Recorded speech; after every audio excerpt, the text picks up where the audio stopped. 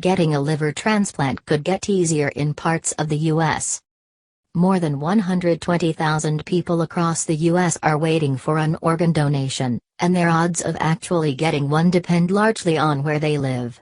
That could soon change. The entity that oversees organ transplants in the U.S., the United Network for Organ Sharing, UNOS, on Monday proposed tweaks to the system to make organs more fairly accessible across the country.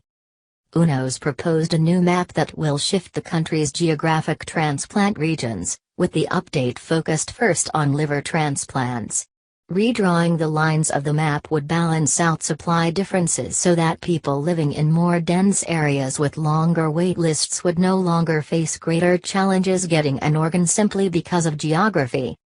"We want to make sure we give everyone a fair opportunity to get a liver transplant," Dr. Ryutaro Hirose, chairman of the Liver Transplant Committee at UNOS, said in a statement announcing the proposal. "It's pretty much long overdue." Hirose said the new geographic parameters for liver donation regions would ensure that the map better matches organ supply and demand.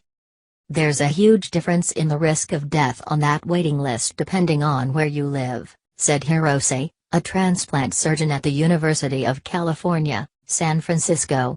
"Shifting the boundaries that determine where a liver is offered first matches better the organ supply and demand." He said parts of the country have fewer available organs, and higher demand for them, than others. Due to population density and the way the map is drawn, patients in California and New York have a much harder time obtaining a donated organ than people in South Carolina or Washington state.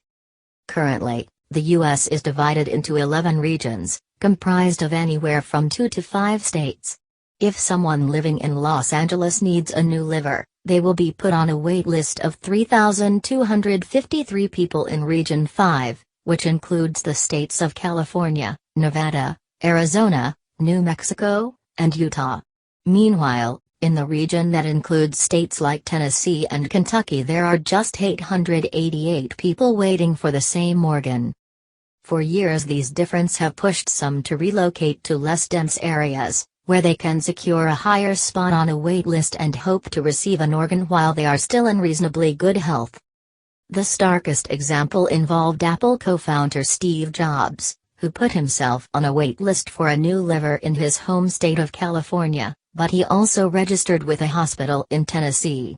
In 2009, he finally made it to the top of the list at Memphis, Tennessee's Methodist University Hospital Transplant Institute, and the technology entrepreneur underwent a successful transplant.